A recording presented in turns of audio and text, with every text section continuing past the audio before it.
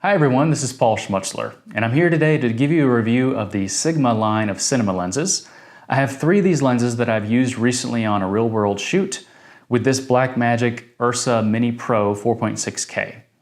I have today two from the zoom line, the high-speed zoom line. I have the 18 to 35 wide, the 50 to 100, and then I have a prime lens. This is the 135. Each of these lenses is a T2 f-stop, so that's why they're called the high-speed series. And all of them have all the features that you would typically expect and want in a cinema lens. So they have these geared rings for focus, iris, and zoom, and they have huge glass and a lot of weight, and a lot of expense to go with it. They range in price from $4,000 to $5,000 each, but you get what you pay for. And if you're wanting something better than your DSLR lenses, or even kind of a mediocre broadcast lens, or a standard built-in lens that comes with your kit camera, then these are the way to go. As I said before, these lenses are not light. They range from 3 to 4 pounds each. The 18 to 35 and the 135 are both around 3 pounds, and the 50 to 100 is a beefy 4.2 pounds. So don't expect to be using these on a lightweight run and gun setup, although you could. It's going to make it pretty challenging and you get worn out from running around with all this glass in the front end. Also, don't make the same mistake that I did.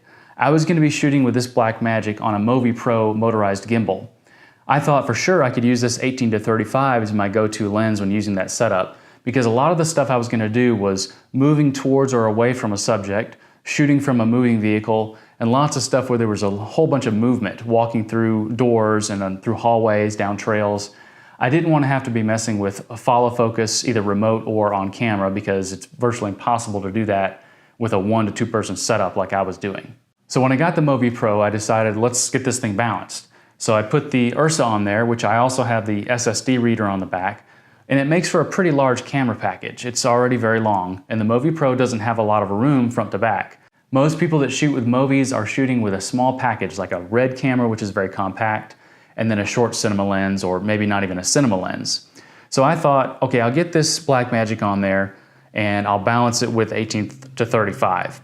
The problem is with that 3 pounds hanging out the front of this, it was way too much weight on the front end, and I couldn't get the Movi to bring it back up. So I decided I'll put a V-mount battery on the back that'll help counterbalance it. Well, that still wasn't enough.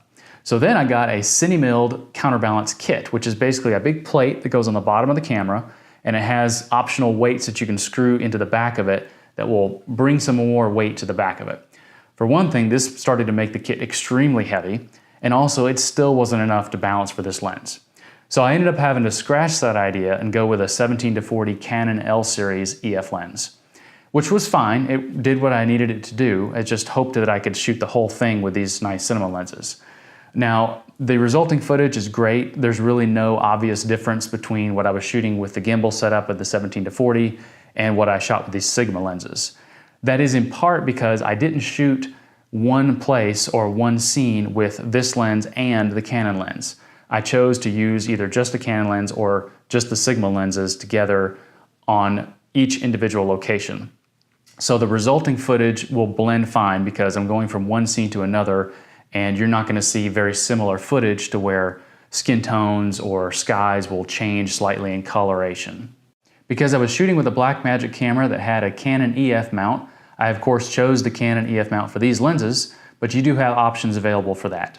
The EF mount on these Sigma lenses also has the rubber gasket around the seal here. So the Sigma lenses have the same features that the Canon L series has, which is a rubber gasket that keeps dust, moisture, sand, anything of that nature from getting in between the lens and the body of the camera where the sensor is.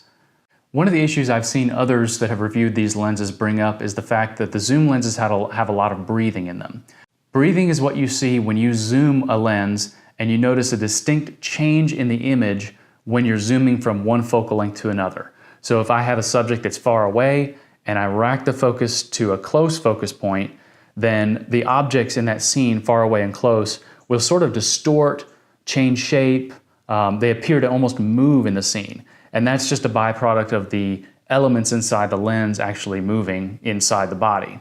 Now, I didn't really notice this very much. There were 1 or 2 shots that I did where I racked as I was just setting the focus, and I noticed, wow, that actually really kind of changed the perspective of what I was looking at here. Now, maybe other cinema lenses don't have an issue with that. The image won't distort, it won't change the shapes of your objects as you zoom. These do slightly, but to me it wasn't a big deal, partly because it didn't bother me, partly because for some people this would be an artistic effect that they might actually like.